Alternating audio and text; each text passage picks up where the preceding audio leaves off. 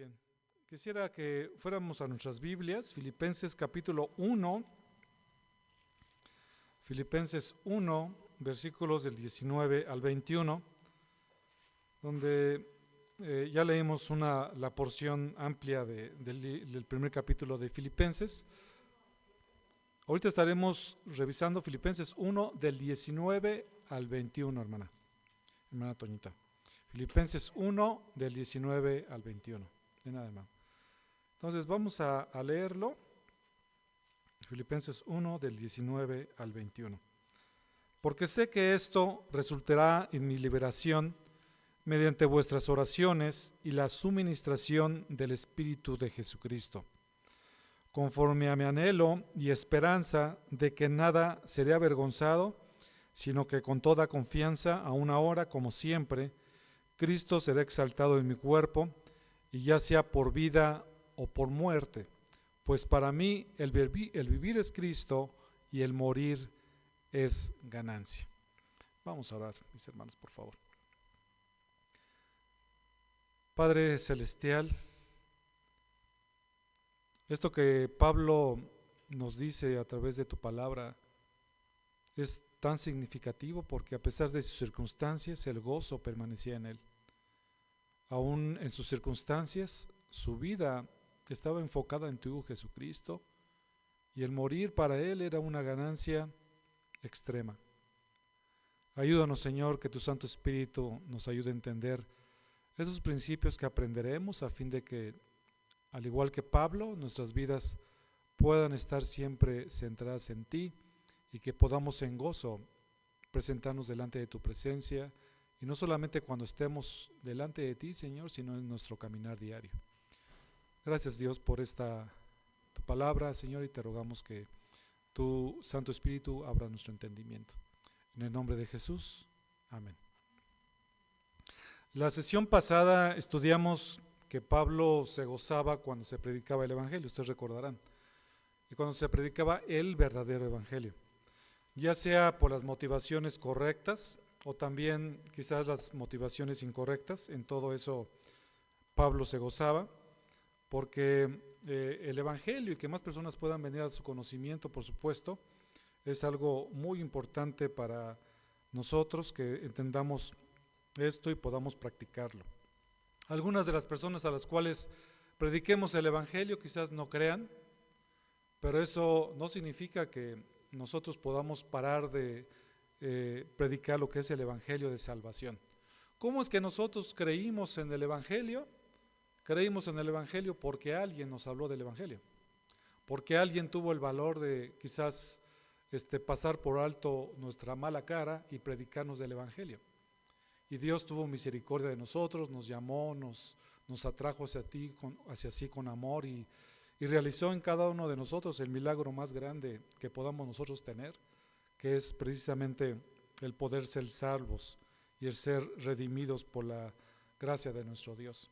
Ahora, en esta porción de la Escritura, veremos que el gozo por su liberación está basada en su confianza en Dios, y que en Cristo sería exaltado en su vida y en su muerte.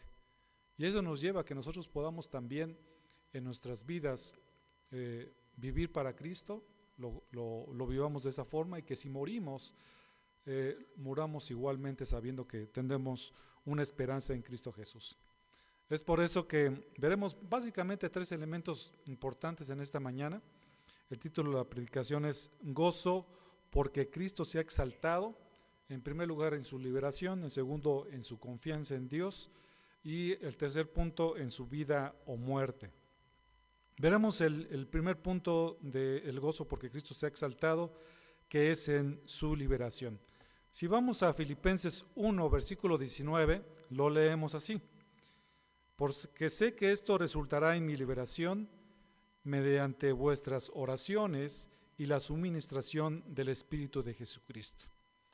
Pablo sabía que el Evangelio se estaba predicando, ya sea dentro de las prisiones. Dios estaba utilizando a Pablo, tanto fuera de la prisión, y eso a Pablo le estaba causando gozo, así como que también él sabía que él sería liberado. Noten lo que dice el versículo 19: porque sé que esto resultará en mi liberación.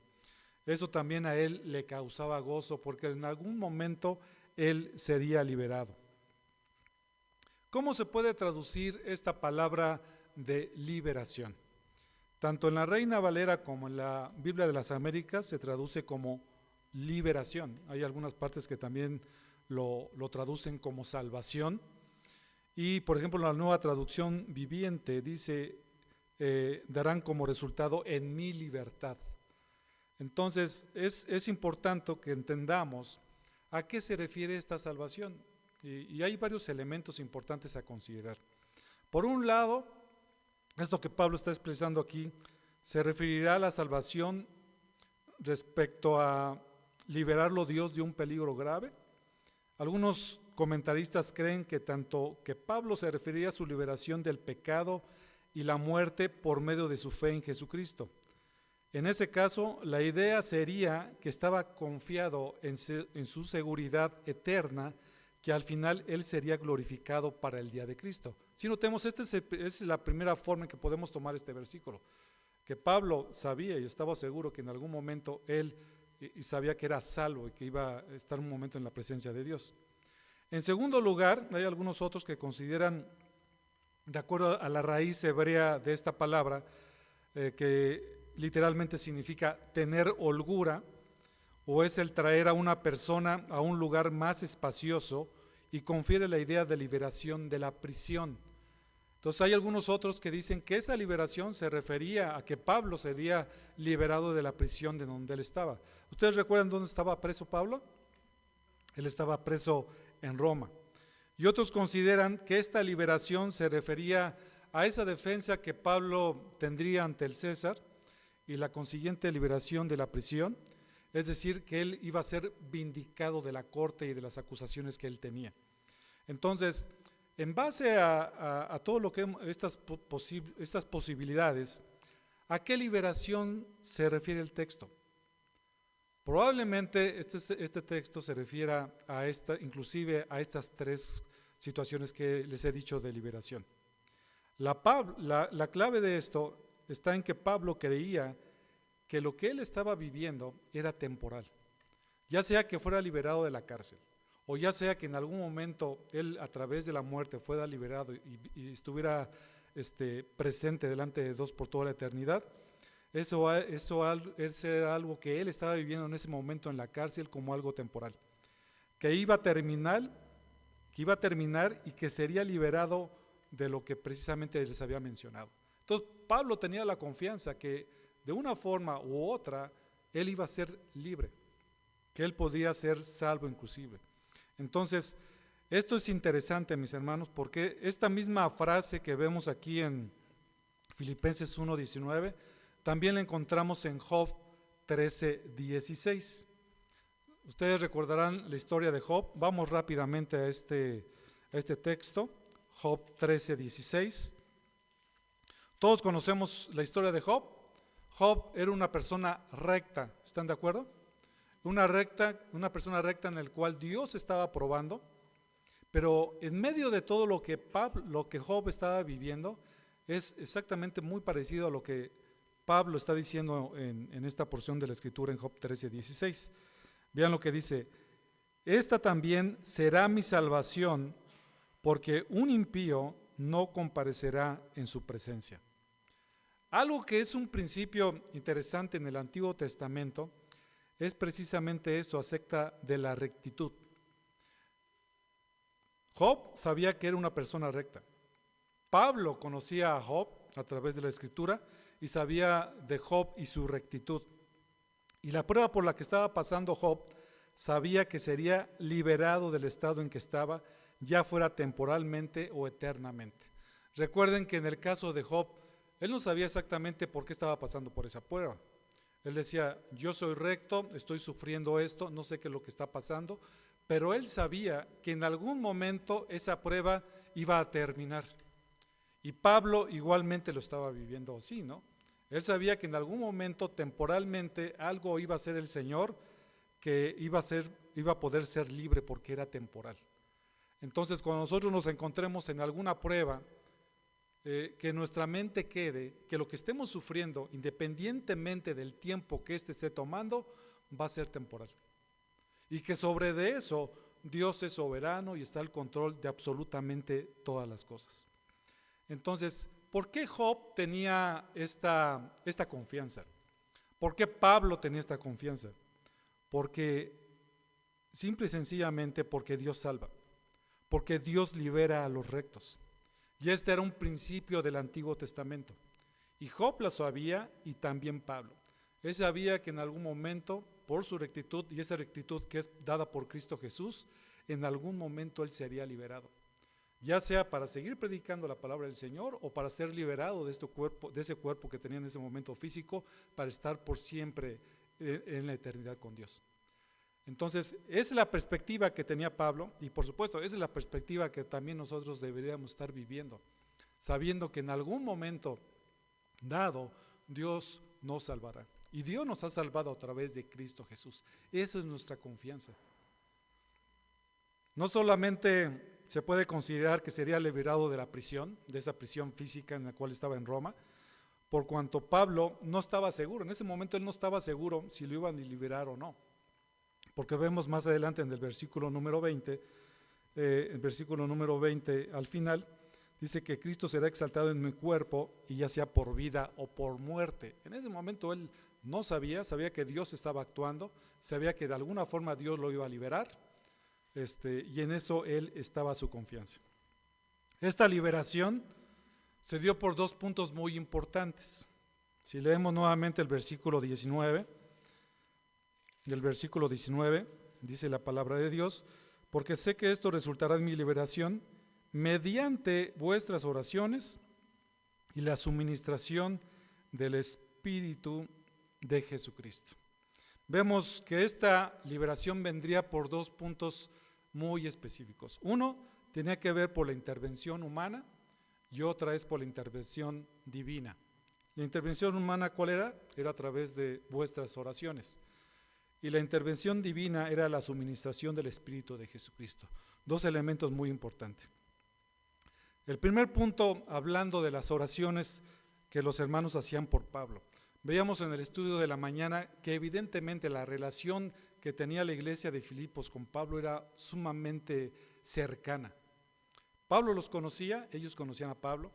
Era su amor tan grande de los filipenses por Pablo, que inclusive en diferentes partes donde él estuvo predicando la palabra del Señor, ellos le proveían de cuestiones físicas inclusive, pero también de la oración.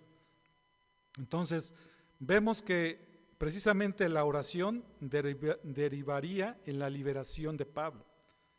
La oración hecha con fe y de acuerdo a la voluntad de Dios, sin duda lleva mucho fruto. Entonces, es algo natural, es como la respiración, el que nosotros podamos orar a Dios. No se concibe una vida cristiana en la cual la oración no esté presente. En nuestra vida diaria, en nuestras circunstancias cotidianas, como en situaciones de emergencia, de urgencia, de peligro, de tristeza y también de gozo, la oración es una práctica que no debe faltar en nuestra vida en Cristo Jesús. Y Pablo lo sabía muy bien. Los hermanos oraban fervientemente por Pablo, así como Pablo también oraba por ellos. ¿Se acuerdan ustedes cuando vimos aquí en Filipenses 1, versículos 3 y 4, por ejemplo? Rápidamente leemos. Doy gracias a mi Dios siempre que me acuerdo de vosotros. Dice el versículo 4, orando siempre con gozo en cada uno de mis oraciones por todos vosotros. Vemos cómo los hermanos oraban fervientemente por él. Y algo muy importante, mis hermanos, porque a veces decimos, bueno, creo en la soberanía de Dios. Si Dios finalmente va a hacer su voluntad en la humanidad, entonces ¿por qué debo de estar orando? Hay algunos hermanos que quizás consciente o inconscientemente así lo toman, porque cuando no hay oración en nuestras vidas, ignoramos que Dios obra sus propósitos a través de las oraciones fieles de su pueblo. Es un elemento importante de nuestra responsabilidad humana. Repito la frase, Dios obra sus propósitos a través de las oraciones fieles de su pueblo. Dios nos manda, Dios pone en nosotros esa posibilidad de que podamos estar orando Por supuesto, es una oración que es verticalmente con el Señor, pero también considerando a todos los demás. Tanto él como los filipenses creían en la oración. Y eso nos hace preguntarnos, bueno, ¿cómo está nuestra vida de oración? ¿Realmente estamos orando o no? Es como nuestra respiración. Si nosotros no estamos dedicando el tiempo suficiente a la oración, evidentemente vamos a vivir vidas cristianas debilitadas, débiles, y vamos a ser expuestos a que nosotros podamos caer en tentación y pecar. ¿Se acuerdan de los apóstoles cuando Cristo fue al Getsemaní? Dice que oráramos para que no entráramos en tentación. Entonces la oración era parte muy importante. Nuestro Señor Jesucristo oraba, y era precisamente eso, porque Dios obra a través de sus propósitos. Entonces las oraciones que nosotros podamos dar al Señor, por supuesto, es algo que el Señor los utilizará para obrar sus propósitos. Romanos 15:30, por ejemplo, dice: os ruego, hermanos, por nuestro Señor Jesucristo y por amor del Espíritu, que os esforcéis juntamente conmigo en vuestras oraciones a Dios por mí. ¿Sí notan? Por supuesto, el que nosotros estemos orando implica que vamos a dedicar un tiempo y un esfuerzo de nuestra parte. Pero aquí Pablo sabía lo importante que era el poder de la oración. Y Pablo por eso le dice: por favor, oren por mí, hermanos. Y eso es lo que nosotros como iglesia deberíamos de estar orando unos por otros, porque es bien importante. Efesios 6:19 dice: y orad por mí para que sea dada palabra al abrir mi boca, a fin de dar a conocer sin temor el misterio del Evangelio. ¿Y lo ven aquí? Oren por mí para que yo pueda abrir mi boca, para que no tenga temor de abrir mi boca, para que el Evangelio sea conocido por todos y que lo haga sin temor. La oración realmente es muy importante, mis hermanos. Espero que cada uno de nosotros podamos reforzar la cuestión de la oración. Cuando tenemos la oración los miércoles, ¿a qué hora hacer la oración, mis hermanos? Todos lo sabemos, ¿verdad? Ok. Realmente no se conectan muchos a orar. Ahorita no es para decirles, los que no se conectan, eso significa que no oran. No, mis hermanos. O sea, eso no me atrevo a ir hasta tan lejos. Pero cada uno de nosotros debería de estar pensando, realmente el que yo no me conecte a la oración, si la justificación es lo suficientemente fuerte para no hacerlo, o qué es lo que está pasando ahí. Entonces la oración es un reflejo también de la fortaleza de una iglesia. Pablo, por supuesto, descansaba muchísimo y se gozaba en que los hermanos oraban por él. Y es bien importante, mis hermanos, cómo sientes el apoyo cuando alguien está orando por ti. Con eso ya está, con eso muchas personas dicen, ya con eso, mi hermano, con que estés orando por mí, con eso tengo suficiente. Ahorita que decía el hermano Roy, decía, por favor sigan ofrendando, pero por favor con sus oraciones. Porque saben, porque a través de las oraciones nuevamente Dios obra sus propósitos. Y Dios va a suplir. Ya ves, mi hermano, porque era importante el otro.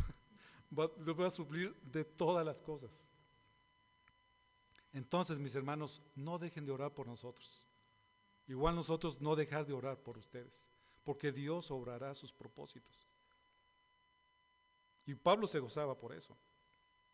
El saber que alguien ora por ti, que te está apoyando ante el trono de la gracia, por ejemplo, cuando hay una aflicción, es sumamente reconfortante para nosotros. Yo sé, mis hermanos, que hay personas que oran por nosotros, constantemente los tienen en oraciones. Yo sé que dentro de la iglesia hay hermanos que están orando constantemente, y es un don que también Dios les da, ¿no? Pero esto, independientemente del don, es algo que nosotros deberíamos estar buscando, porque es muy importante. Segunda de Corintios 1, Pablo continuamente les dice a las diferentes iglesias, por favor, oren por mí. Estén atentos, por favor, a que nosotros podamos predicar la palabra de Dios sin temor continuamente. Segunda de Corintios, capítulo número 1, versículo 5. Segunda de Corintios 1, versículo 5, la palabra del Señor dice, porque así como los sufrimientos de Cristo son nuestros en abundancia, así también abunda nuestro consuelo por medio de Cristo. Y vean lo que dice el versículo 8 en adelante. Porque no queremos que ignoréis, hermanos, acerca de nuestra aflicción sufrida en Asia, porque fuimos abrumados sobremanera más allá de nuestras fuerzas, de modo que hasta perdimos la esperanza de salir con vida. De hecho, dentro de nosotros mismos ya teníamos la sentencia de muerte, a fin de que no confiáramos en nosotros mismos, sino en Dios que resucita a los muertos. Versículo 10. El cual nos libró de tan gran peligro de muerte y nos librará, y en quien hemos puesto nuestra esperanza, de que Él aún nos ha de librar. Versículo 11. Cooperando también vosotros con nosotros, ¿cómo? Con la oración, para que por muchas personas sean dadas gracias a favor nuestro por el don que nos ha sido impartido por medio de las oraciones de muchos. ¿Sí notan? Pablo estuvo sometido a muchos peligros, pero muchos en la iglesia estaban orando por él. Entonces, ahora que nos pide Roy y todas estas organizaciones misioneras que oremos por ellos, es porque realmente se sabe del poder de la oración y cómo el Señor obra a través de todo esto. Entonces, no nos cansemos de orar unos por otros. Todos tenemos necesidades, todos estamos pasando por diferentes pruebas. Entonces, la oración es un elemento sumamente importante. El otro elemento que estamos revisando es el elemento divino, que es la suministración del Espíritu de Jesucristo, que es la provisión dada por el Espíritu. Por un lado tenemos la oración y ahora tenemos la suministración del Espíritu de Jesucristo. Esto cuando hablamos de la suministración del Espíritu de Jesucristo, y cuando se dice del Espíritu de Jesucristo, es una de las pruebas principales de la Trinidad de la Deidad. Involucra los nombres que se usan en relación con el Espíritu Santo. Algunos están relacionados cuando dicen el Espíritu de Dios o el Espíritu del Padre. Algunos están relacionados, como en este caso, con el Espíritu de Jesucristo y también con el mismo Espíritu Santo. Si ustedes buscan, por ejemplo, Hechos 16:7, después lo buscan, dice acerca del Espíritu de Jesús. En Romanos 8:9 y en 1 de Pedro específicamente 1:11 dice el Espíritu de Cristo. Y ustedes recordarán, por ejemplo, cuando leemos Génesis, vamos al libro de Génesis rápidamente, Génesis capítulo número 1, el primer libro de la Biblia, entonces es fácil de localizar, Génesis 1:2, y dice que y la tierra estaba sin orden y vacía, y las tinieblas cubrían la superficie del abismo, y ¿qué dice después? Y el Espíritu de Dios se movía sobre la superficie. Aquí vemos el Espíritu de Dios. Entonces vemos en la Escritura que vamos a encontrar el Espíritu de Dios, el Espíritu de Cristo y el mismo Espíritu Santo. En todos y cada uno de estos casos se refiere especialmente al Espíritu Santo, a la tercera persona de la Trinidad. Entonces, cuando vemos aquí el Espíritu de Cristo, realmente se está refiriendo al Espíritu Santo. Leemos en Romanos 8:9. Sin embargo, vosotros no estáis en la carne, sino en el Espíritu, si en verdad el Espíritu de Dios habita en vosotros, pero si alguno no tiene el Espíritu de Cristo, el tal no es de él. ¿Sí notan aquí la Trinidad? Vemos al principio que dice, no estáis en la carne, sino en el Espíritu, si en verdad el Espíritu de Dios habita en vosotros, pero si alguno no tiene el Espíritu de Cristo, el tal no es de él. Vemos ahí la participación o la reafirmación de la Trinidad, pero en cada uno de estos términos se refiere al Espíritu Santo. Y el Espíritu Santo obra junto con las oraciones, y en este caso para que Pablo fuera liberado. Esta palabra de suministración significa también provisión, asistencia. Se usa, por ejemplo, en la provisión para la reparación de una fortificación, y también se puede traducir como apoyo, como lo hace un ligamento en nuestro cuerpo. Entonces, la obra del Espíritu Santo en nuestras oraciones, y especialmente hablando de la obra del Espíritu Santo, sirve para apoyarnos, para sostenernos. Y cuando vimos esta parte de los ligamentos, ustedes saben, bueno, médicamente hablando, los tendones, por ejemplo, unen a los músculos a los huesos, es lo que hacen los tendones. Y los ligamentos son un tejido conectivo fibroso que une entre los huesos. Entonces, ustedes ven, por ejemplo, el dedo de una mano, realmente está compuesto por tres elementos, ¿no? Que médicamente tienen un nombre. Pero cada uno de estos huesos está unido por los ligamentos. Entonces es un apoyo para que nuestro cuerpo pueda sostenerse. Y es lo que hace la provisión del Espíritu Santo. Él nos va a sostener en medio de cualquier circunstancia que nosotros estemos. Por ejemplo, Juan 14:16 dice: y yo rogaré al Padre, y Él os dará otro consolador para que esté con vosotros para siempre. Que es la promesa del Espíritu Santo. Él es nuestro apoyo, Él es que nos motiva a hacer las cosas. Segunda de Timoteo 1:7, mis hermanos, el predicar la palabra del Señor y el predicar el Evangelio realmente se requiere valentía. ¿Están de acuerdo? Hay muchas veces que dices: híjoles, ¿cómo le voy a predicar del Evangelio? ¿Y qué tal si se enoja? ¿Y qué tal si hace una serie de cosas? Pero es algo que está implícito en eso. Pero ¿saben cómo es que alguien puede superar eso? Eso se puede superar solamente andando en el Espíritu y primero teniendo el Espíritu Santo. Pablo lo sabía y él dice: por favor, oren por mí para que predique la palabra del Señor. Y Pablo también eso mismo se lo recomienda a Timoteo en 2 de Timoteo 1:7, dentro de las últimas recomendaciones que Pablo hace a Timoteo, en 2 de Timoteo 1:7, porque Dios no nos ha dado espíritu de cobardía, sino de poder, de amor y de dominio propio. Tenemos el Espíritu Santo, aquellos que hemos creído, y podemos hacer muchas cosas por el poder del Espíritu Santo, dependiendo del Espíritu Santo, andando en el Espíritu Santo. Y para eso se nos dio el Espíritu de Dios. Porque el Espíritu Santo es la fuente de poder que nos mueve a cambiar, a que Dios pueda cambiar nuestras vidas y que también podamos predicar la palabra del Señor con poder.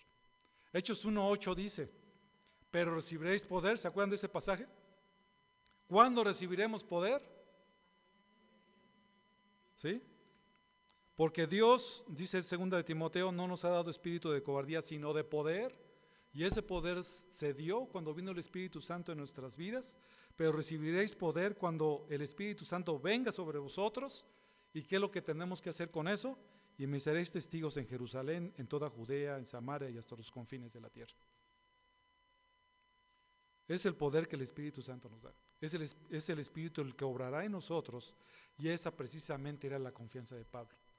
Por un lado tenemos el pilar de las oraciones, y por otro lado tenemos el poder del Espíritu Santo obrando en Pablo y obrando en cada uno de nosotros. Entonces, no tengamos temor, hermanos, en predicar la palabra del Señor. Es el mismo gozo porque Cristo se ha exaltado en su liberación, que se da a través de las oraciones y de la suministración del poder del Espíritu Santo, el Espíritu de Jesucristo en nosotros. Es el mismo Espíritu que habita en ti y en mí, que hemos creído. Lo que tenemos que hacer es depender más del Señor. Esto nos lleva al siguiente punto: el gozo de por qué Cristo se ha exaltado, y tiene que ver con su confianza en Dios. Dice el versículo 20: conforme a mi anhelo y esperanza de que nada seré avergonzado, sino que con toda confianza, aún ahora como siempre, Cristo será exaltado en mi cuerpo. Este pasaje es hermoso porque sin duda Pablo confiaba en Dios. Y eso también era un motivo de gozo. Él sería liberado según su anhelo y esperanza de que nada sería avergonzado. Esta palabra de anhelo significa primariamente, y de hecho lo que es anhelo y esperanza son dos palabras que van normalmente juntas.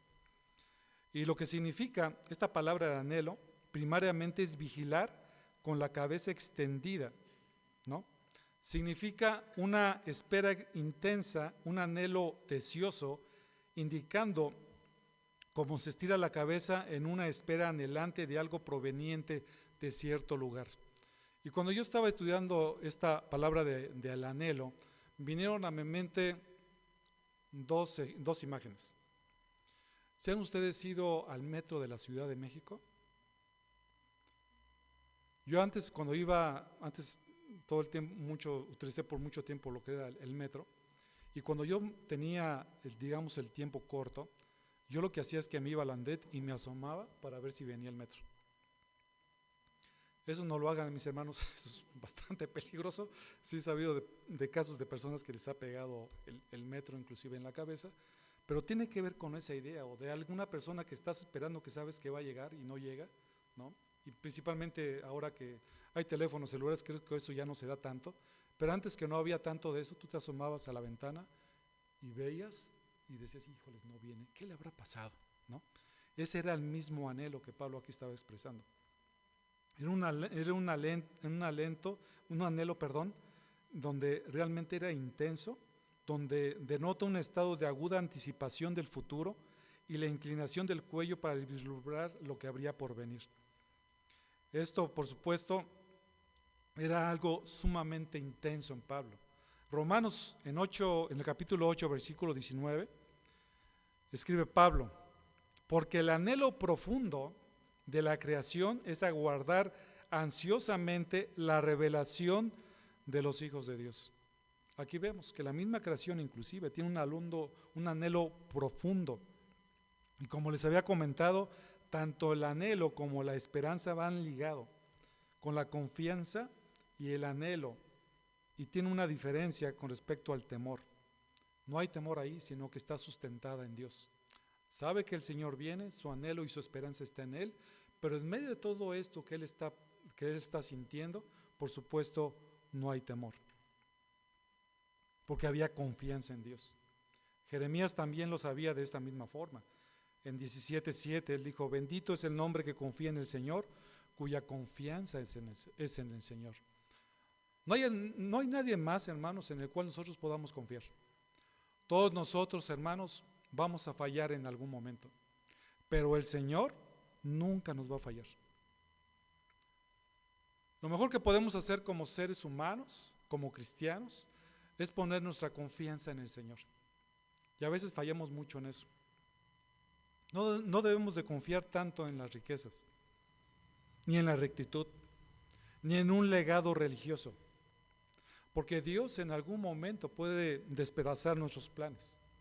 Dios lo que siempre pide es que confiemos en Él plenamente y totalmente. El anhelo y la esperanza descansa sobre la fe, y precisamente esa fe descansa en la salvación que Dios nos ha dado y sostenida por el Espíritu Santo. Y eso es parte de la vida integral cristiana. Romanos 15:13 dice: y el Dios de la esperanza os llene de todo gozo. ¿Sí notan? Dios ha dicho que Él regresará, tenemos una esperanza de parte de Él, y eso debe de producir en nosotros gozo y paz en el creer. Continúa diciendo Pablo: para que abundéis en esperanza por el poder del Espíritu Santo. Hay dichos por ahí que dice que el que no tiene esperanza, o que la esperanza muere al último, ¿no? De que sabemos que eso nos estará fortaleciendo, y sabemos que esa esperanza nos mantendrá. Y qué mejor la esperanza y la confianza que tenemos en Cristo Jesús. Miren, mis hermanos, pueden pasar muchas cosas en nuestras vidas, pero el tener la esperanza puesta en Dios es algo que nos va a mantener firmes mientras estemos viviendo aquí. El apóstol afirma que ese es su anhelo ardiente y esperanza, que en lugar de ser avergonzado, Cristo sería magnificado en su cuerpo, o por vida o por muerte. Eso era muy interesante. Pablo sabía que podía tener su anhelo y su esperanza totalmente sometida a Dios, y que eso no lo iba a avergonzar. Pérez Millos, por ejemplo, le escribe: esto de no avergonzarse, como leímos en el versículo, unido a la proclamación del Evangelio y a la prisión por causa de Cristo, o como resultado de la fidelidad a Cristo, equivale a mantenerse firme en la proclamación del Evangelio y en la vida conforme a la condición de cristiano, cueste lo que cueste. ¿Qué es lo que dice aquí el hermano Pérez Millos? Aquí lo que está diciendo, que esto de no avergonzarse es mantenernos firmes, y que vamos a poder mantener firme nuestra creencia en Dios a pesar de lo que pueda suceder. Mantenernos firmes a pesar de nuestra propia vida, cueste lo que cueste. En eso debe de ser nuestra fortaleza. ¿Cómo reaccionamos cuando alguien nos dice: oye, ¿y tú eres cristiano? Cuando estás, por ejemplo, con varias personas que sabes que son ateos, que son en contra de Dios, o que quizás se van a burlar. Y esto, por ejemplo, pueden estar viviendo mucho los jóvenes. Gracias al Señor, yo conocí al Señor cuando estaba en la universidad, y realmente es una situación bastante complicada para los cristianos, porque la vista de todas las personas están sobre de ti, y nada más están evaluando a ver en qué te equivocas, y hay muchas burlas a lo mejor, pero en medio de todo esto, por supuesto, la idea es que nosotros nunca nos avergoncemos de nuestro Señor Jesucristo, que podamos decir, como muchos mártires, como muchas personas han dicho, como Pablo está diciendo aquí, yo soy cristiano y no me avergüenzo de eso, porque sabemos que Dios nos ha otorgado la vida eterna y que deberíamos estar dispuestos a dar nuestras vidas por Él. Que en medio de esas situaciones en las cuales nosotros podamos encontrar, no nos avergoncemos precisamente de esto, ¿no? De decirnos que somos cristianos. El Espíritu Santo nos fortalecerá en ese momento para no ser avergonzados. El apóstol no sería defraudado o desilusionado en esa esperanza, sino que con toda confianza, dice el apóstol, aún ahora como siempre, Cristo será exaltado en mi cuerpo. Su confianza provenía sobre la base de la fe, que es efectuada por el Espíritu y relacionada con la unión con Cristo. Esta confianza era permanente en su vida, porque él decía, aún ahora y como siempre. Una persona que es cristiana, mis hermanos, va a confesar a Cristo siempre, no se va a avergonzar de Él. Y si eso llegara a suceder en tu vida, mi hermano, déjame decirte que en Cristo hay perdón. ¿Se acuerdan ustedes de Pedro? ¿Cómo negó al Señor Jesucristo? Después se arrepintió con lágrimas y finalmente después fue él nuevamente restaurado en su posición. Y él murió dice la tradición, inclusive crucificado, pero boca abajo. Y ese poder lo obtuvo acerca del Espíritu Santo. Y tantos cristianos que estaban dispuestos a dar su vida por Cristo Jesús, porque sabía en a quién habían confiado, en quién habían creído. Porque al igual que Pablo, sabían que independientemente si ellos vivieran o murieran, dependían del Señor. Cristo será glorificado, será exaltado en la persona de Pablo. Es decir, el prestigio de Cristo avanzará en relación con Él, o sea, con Cristo mismo. Tenía la plena confianza de que a pesar de las circunstancias negativas, la causa de Cristo triunfaría. Finalmente, la voluntad de Dios se va a hacer en el mundo, se va a hacer en nuestras vidas. Esto, por supuesto, no tiene, no hay duda en eso. Y aquí lo más importante es que en medio de todas las circunstancias, lo que debemos de buscar continuamente es que Cristo sea engrandecido y alabado. Ese es el fundamento principal. No que aparezcamos nosotros en el foco principal de la iluminación, sino que las personas puedan ver a Cristo Jesús a través de nosotros. Eso es importante. Cuando dice Cristo será exaltado en mi cuerpo se refiere a su persona total. Es decir, la vida de Pablo estaba tan unida a Cristo Jesús que las personas cuando veían a Pablo podían ver a Cristo. Era una persona total, o sea, sería exaltado en su cuerpo. No solamente Pablo, por supuesto, estaba sometido a Cristo Jesús en su aspecto físico, sino también espiritual, relacional y moral. Todo su ser tenía como objetivo que Cristo fuera exaltado. El prestigio de Cristo era lo más importante para él. Lo más importante para él es que todos vieran a Cristo y que por supuesto por su causa, bajo ninguna circunstancia, el nombre de Cristo fuera vituperado. En él no había una forma que decían, que alguien pudiera decir, fíjate que Pablo se dice cristiano. ¿Se dice cristiano Pablo? ¿Que no sabes cómo vive? ¿Que no ves cómo habla? ¿Que no ves cómo se conduce? Si ese es cristiano, entonces yo no sé qué sería. Entonces Pablo, por supuesto, siempre estaba buscando que toda la gloria y la alabanza fuera para con Dios. Si nosotros no nos estamos conduciendo verdaderamente como cristianos, mejor no digamos que somos cristianos, porque se van a burlar de ti, si es que alguien conoce el verdadero cristianismo. Y si alguien no conoce el verdadero cristianismo y se basa en el mal testimonio de falsos cristianos, eso puede afectar a muchas personas. Y muchas personas piensan que el cristianismo es algo sencillo, porque alguien ya se dice cristiano, ya puede decir yo soy cristiano y anda de borracho, anda de adúltero, anda haciendo un montón de cosas, pero por cuanto se dice cristiano, pueden alguien catalogar que el cristianismo es de esa forma, pero no es así. El cristianismo es totalmente algo diferente, es la vida de Cristo en las personas. Ya hemos comentado en otras ocasiones que vivir la vida cristiana es imposible, solamente la puede vivir Cristo. Y eso solamente puede ser a través de que Cristo realmente reine en nuestras vidas. Y esto tiene que ver, mis hermanos, en que nosotros podamos estar dispuestos inclusive a dar nuestra vida por Cristo Jesús. Pablo tenía gozo porque Cristo fuera exaltado, y ese es el tercer punto, en su vida o en su muerte. Vemos que al final del versículo 20 dice, ya sea de por vida o por muerte, pues para mí el vivir es Cristo y el morir es ganancia. Cristo será magnificado en su cuerpo, o por vida o por muerte. Durante su vida Cristo sería magnificado, y también lo estaba considerando en su misma muerte. Vemos que Pablo no era una persona que se iba a medias tintas, ¿no? Él estuvo dispuesto a confesar a Cristo a pesar de que le costara la vida.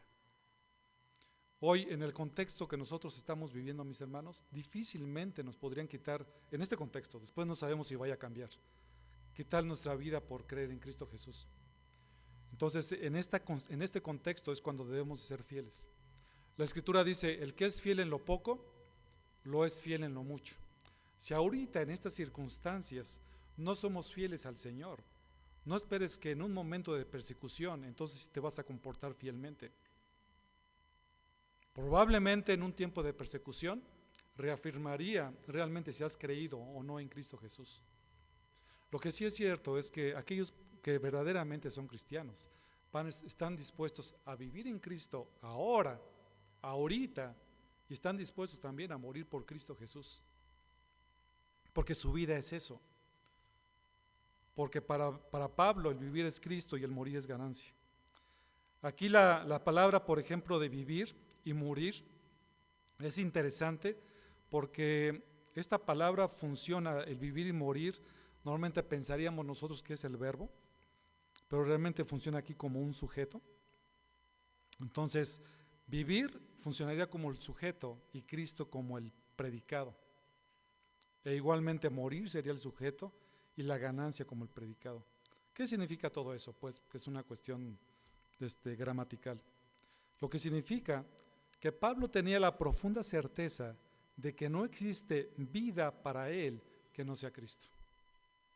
Lo repito, él tenía la profunda certeza de que no existe vida para él que no sea Cristo. Para él su vida únicamente era sinónimo de vivir para Cristo. Era lo que lo impulsaba, era lo que le movía, era lo que encontraba a través de la palabra y decía, ¿cómo es que yo puedo parecerme más a Cristo? Eso yo lo voy a hacer. No hay vida digna de llamarse de ese modo que aquella que se centra, subsiste, se establece, se orienta y descansa en Cristo. Es una persona que totalmente está absorbida por Cristo Jesús, que su vida está, ¿qué debo de hacer para realmente agradar más y más a nuestro Dios? Entonces vivir se entiende en un sentido trascendente, se refiere a la vida santificada de un hijo de Dios.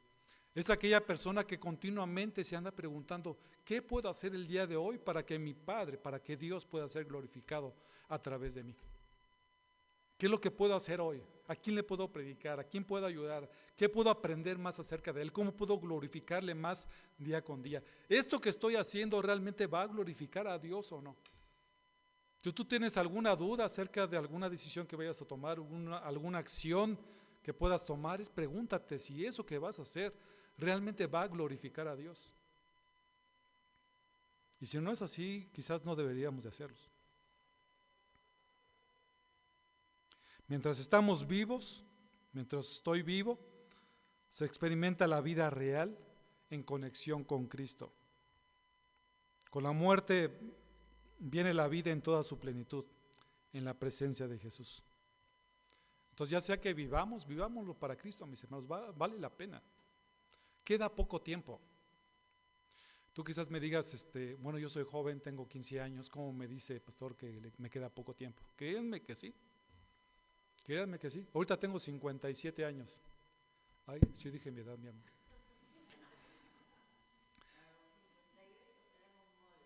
A los 58 en mole. Pero créanme que tengo tan vívido lo que he pasado por mi vida como si hubiera sido ayer. El tiempo siempre está presto. Hoy es el día de salvación. Vivamos para Cristo lo que nos queda de vida, que es muy corto tiempo. Si tienes 15 años, es bien poquito el tiempo. Que nuestra vida realmente sea, que nuestra vida en Cristo sea algo que trascienda nuestras vidas y que sea un parteaguas en nuestras vidas. Se dice que tras años de servicio público, una persona que se llamaba Símiles se retira y prepara este epitafio.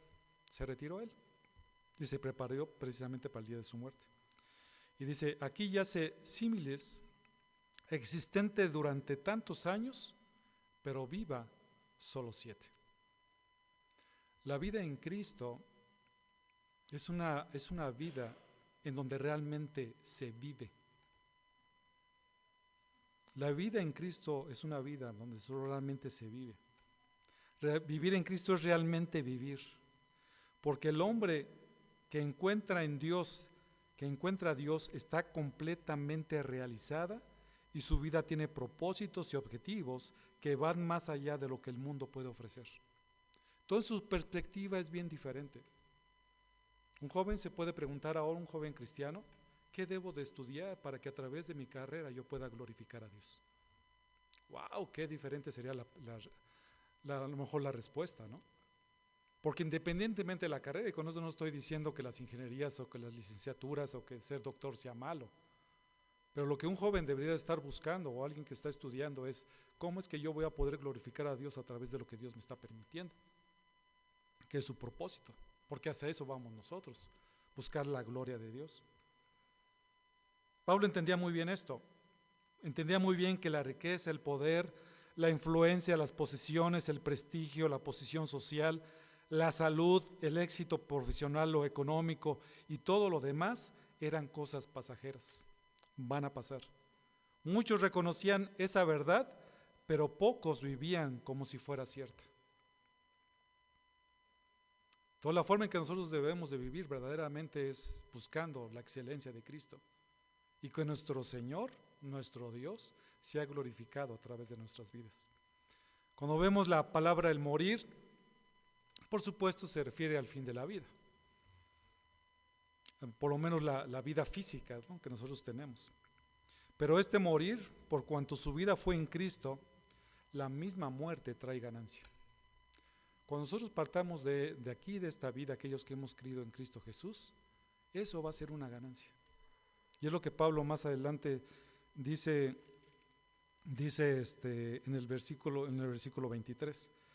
Pero antes de eso, en contraste, Pablo consideraba que las ventajas de su vida precristiana son una pérdida por causa de Cristo. En Filipenses 3:7 leemos: pero todo lo que para mí era ganancia, la he estimado como pérdida por amor de Cristo. Entonces, las personas que no tienen a Cristo Jesús, hay muchas cosas que ellos pueden estar haciendo que consideran ganancia. Pero cuando venimos a Cristo, eso realmente no es la ganancia. No es lo mejor que le puede pasar a alguien. Lo mejor que le puede pasar a alguien es creer en Cristo y saber que en algún momento estaremos delante de su presencia. Y eso es sensacional. La pregunta es: ¿estás preparado para presentarte hoy ante la presencia de Dios? Ayer por la tarde me habló por teléfono un hermano que de hecho fue el que me compartió el evangelio. Sabe que mi papá está muy enfermo, prácticamente ya a días después de que se presente delante del Señor. Ya lo que él me contó fue impresionante. Y vemos la providencia de Dios, vemos su soberanía, porque él vive ahorita en Canadá. Resulta que uno de sus primos, él vive aquí en Cuernavaca, en México, y le habló uno de sus primos que es muy cercano a este hermano, y le dijo, ¿sabes qué? Yo creo que ya mi tío, ya mi papá, en el caso es el tío de mi hermano, yo creo que ya le queda poco tiempo. Y él le dijo, bueno, ¿tú crees que tenga tiempo como para...?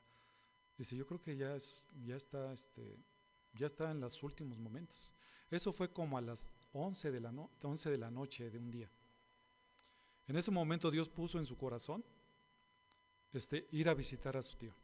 Y Dios empezó a abrir puertas. Primero encontró un vuelo de Canadá a México. Llegó a México, ¿qué les gusta eso? De las 5 de la mañana, creo, porque salió el vuelo a la 1 de la mañana, 1:30 de la mañana. Llegó a México, buscó el autobús, era el primer autobús que salía. En 5 minutos salía a Cuernavaca. Le digo, mire, el autobús sale en 5 minutos, ¿le interesaría irse en ese autobús? Y le digo, no, pues claro que sí. Se subió al autobús, llegó a la casa de sus tíos, estuvo con ellos, los saludó, fue a ver a su tío, y en ese momento él le predicó el Evangelio. Y le dijo a su tío, tío, ¿estás preparado para presentarte delante de Dios? Cuando él le predicó el Evangelio, su tío aceptó y creyó en Cristo Jesús. Cuando mi hermano, él se llama Julián, después de que predicó el Evangelio, le preguntó, ¿ya estás preparado para presentarte delante de Dios? Y él lo que le dijo fue, sí, ya estoy preparado. En ese momento, mis hermanos, dio su último suspiro. Dios en su providencia le permitió predicarle el Evangelio a esta persona en sus últimos momentos.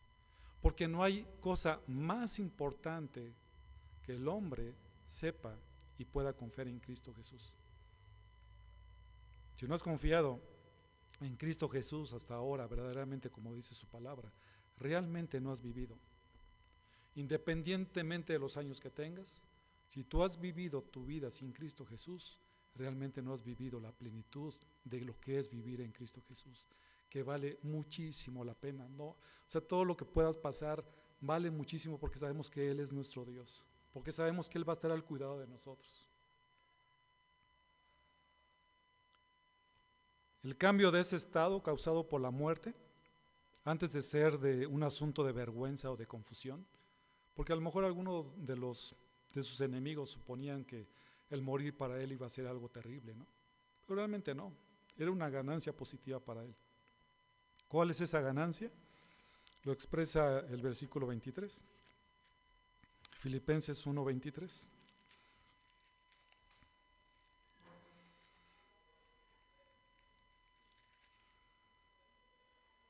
Pues de ambos lados me siento apremiado, teniendo el deseo de partir y estar con Cristo, pues eso es mucho mejor. Eso lo veremos después en el sentido de que Pablo no sabía qué escoger, porque él quería seguir predicando el Evangelio, pero por otro lado sabía que si él moría, su ganancia y de estar delante de la presencia del Señor iba a ser muchísimo mejor. Un incrédulo no puede decir eso. Lo peor que le puede pasar a un incrédulo es morir sin Cristo. Lo peor que le puede pasar a un incrédulo es morir sin Cristo. Porque lo que le espera es el infierno eterno de sufrimiento por los siglos de los siglos, por no haber creído en Cristo. No solamente no vivió en esta vida como debió haber vivido, confiando en Cristo, sino que padecerá eternamente y para siempre la perdición total de su alma, quemándose en el infierno, porque desechó creer en Cristo Jesús. La salvación está ahora presente. Hoy es el día de la salvación. ¿Qué tienes que hacer, me dirás? Lo que tienes que hacer es arrepentirte de tus pecados y decirle, mira Dios, yo he vivido sin ti todos estos años. Reconozco que soy pecador, que soy pecadora. Te necesito un Salvador. Creo que Jesucristo vino a morir por mí en la cruz, que Él tomó mi lugar que a mí me correspondía por cuanto yo soy pecador. Por favor, perdóname. Creo en tu muerte y en tu resurrección.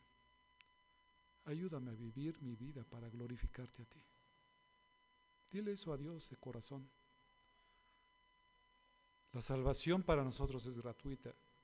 Costó la vida a nuestro Salvador, nuestro bendito Salvador.